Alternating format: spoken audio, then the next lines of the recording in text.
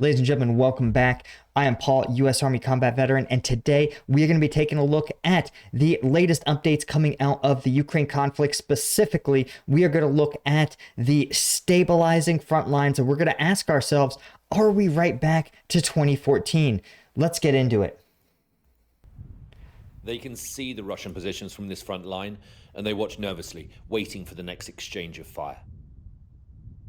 It happens every day. One side attacks, the other responds, and so on. It is a continuous circle that sums up the fighting in this part of Ukraine.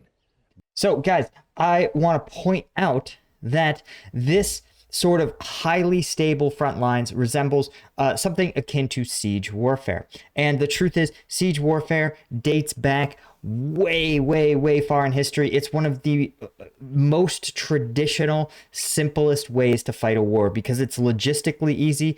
Command and control is easy. The Romans used to favor it. And speaking of Romans, I want to thank today's video sponsor, Roman. Not the ancient civilization, but the digital men's health clinic.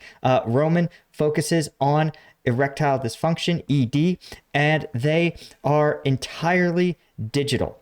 So you can be evaluated, treated, and receive a prescription if necessary from the comfort of your own home. Roman uses only U.S. licensed healthcare providers, and they prescribe FDA-approved treatments. They start as low as $2 a dose. Your initial visit and follow-ups are free, and packaging is always discreet. So if you're interested in checking out Roman, use my link below to get $15 off your first order if you're prescribed with getroman.com/CVR. That's getroman.com/CVR. And thanks again to Roman for sponsoring today's video. Both sides are dug in, and at the moment, going nowhere. So you're regularly hitting each other, are you?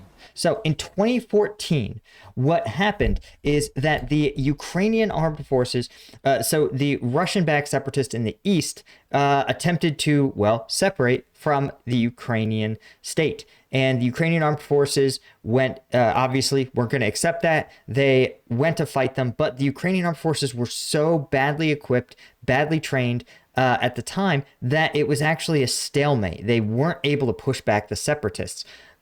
Also, what happened, Russia backed the separatists pretty significantly, at times unofficially providing actually armed forces directly involved in the conflict to ensure that the DNR and LNR, the separatist states, never really proved able to push, they were never able to be fully retaken by the Ukrainian armed forces.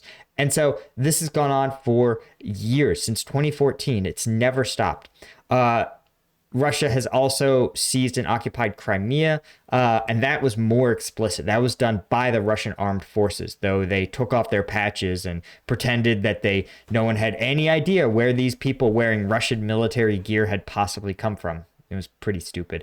But the point is that for basically large swaths of the past probably 2 to 3 years, the Ukraine and separatist conflict has looked like this, exactly like this. Both sides dug in on either side, exchanging occasional fire, but the front lines largely stabilizing. And this is a huge problem because going right back to 2014 isn't a victory for the Ukrainian forces, and it's not really a victory for the Russian forces either. So you're stuck in this situation where nothing has changed except for a massive expenditure of capital and life. You've destroyed large parts of Ukraine, killed a lot of Ukrainian citizens, and a lot of Russians have been killed, and a lot of Russian government resources have been expended in this sort of increasingly meaningless effort. Which of course means a generation of investment at home, right? The Russian state could be improving its schools. They could be using these resources to stabilize the ruble or diversify their economy. Of course, we know that the Russian government would probably spend its additional tax revenues to bankroll the handful of oligarchs who are basically robbing the country blind, but it's nice to pretend. And Russians can't even pretend, and even the rich Russians are taking a hit from this sort of massive expenditure of state resources. Oop. Так. Прилітало от, за пола град.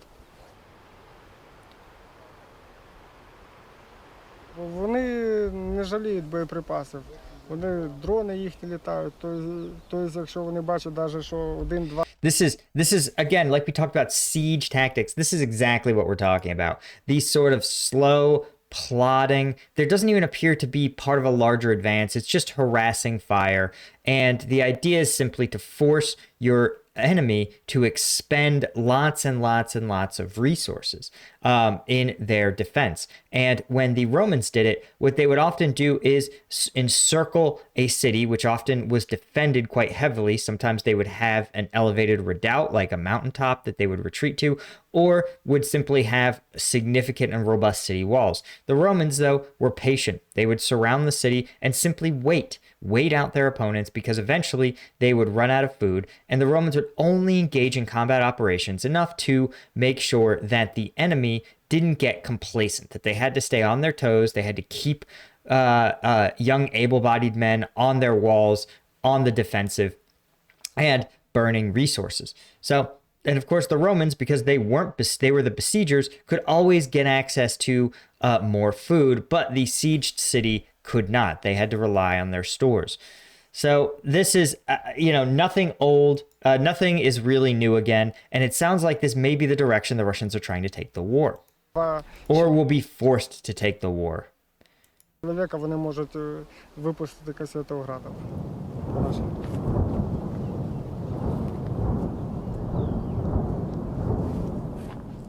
This is a forward artillery camp on the southern front.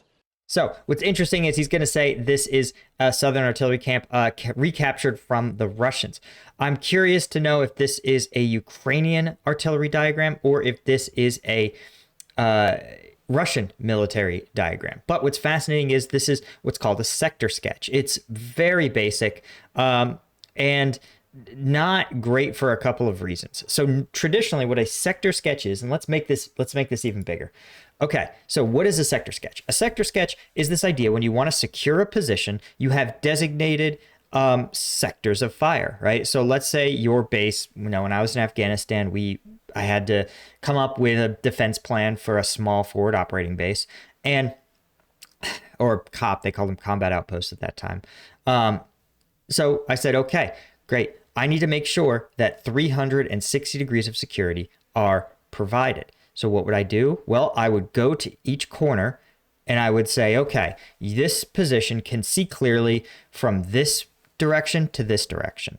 Now, what you want to do is don't make it a guesswork. Don't be like, oh, you see that tree or you see that wall. No. You give them a clear direction. You say, shoot an azimuth of bearing 136. That's your left limit. Shoot an azimuth bearing,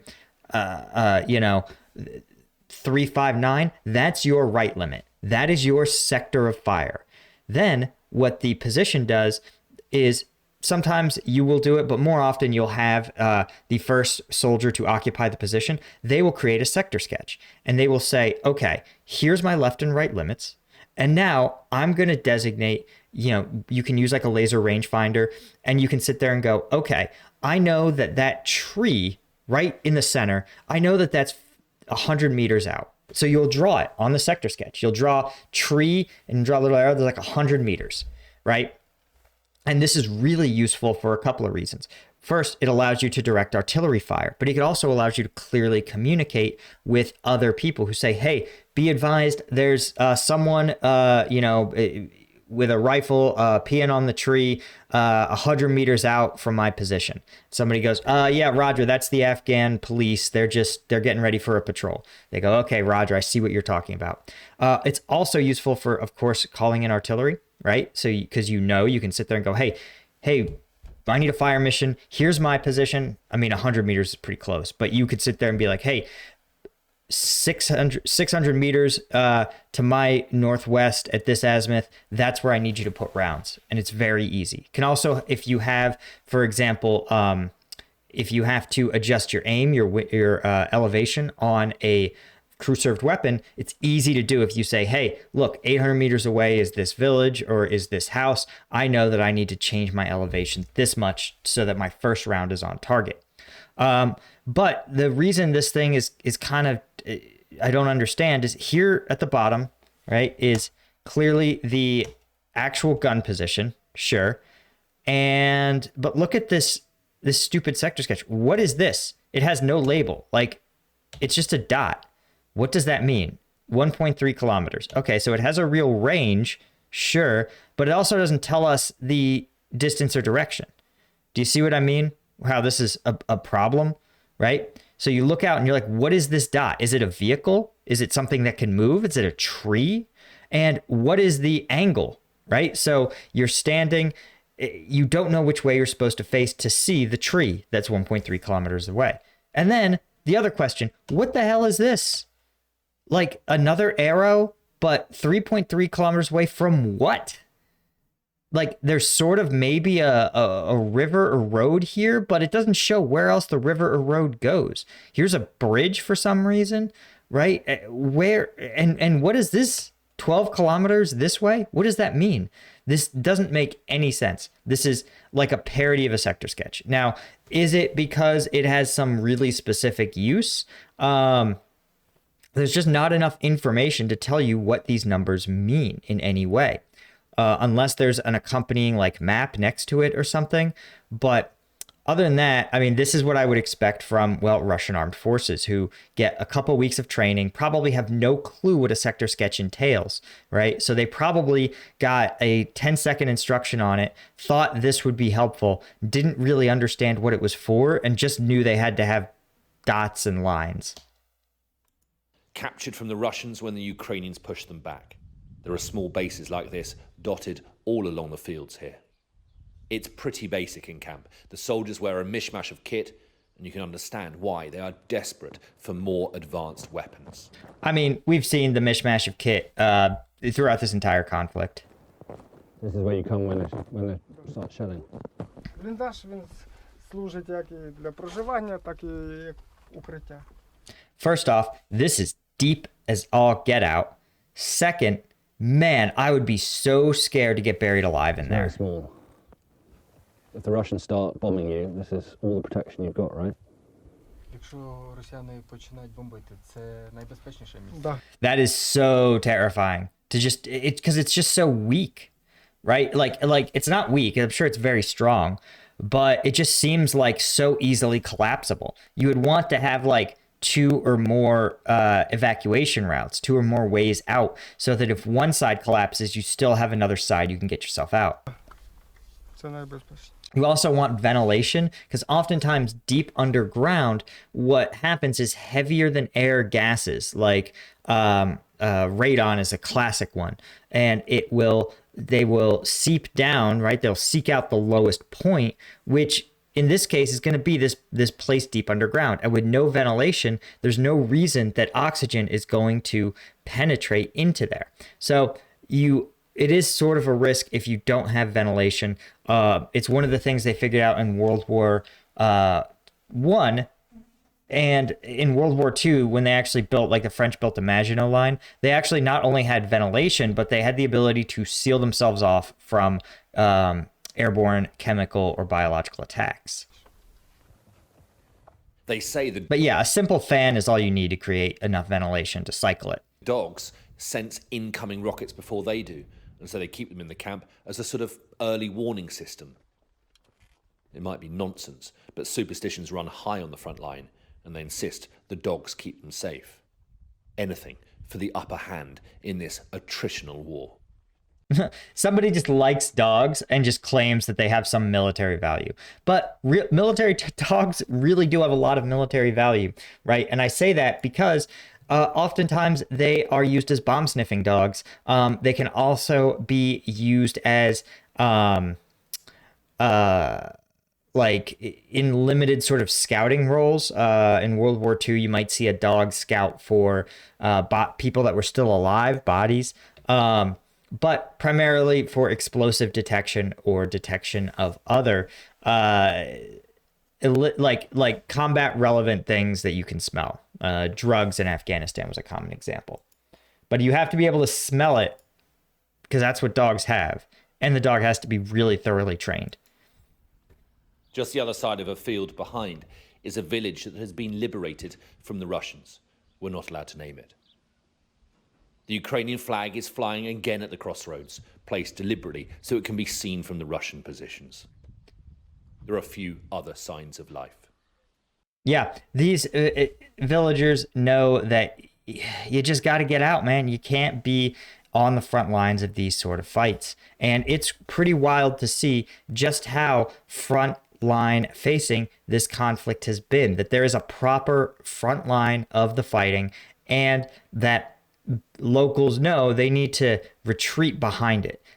This is a way preferable to something like Iraq or Afghanistan, where the fighting took place mashed right up against civilian populations. It was a recipe for tragedy.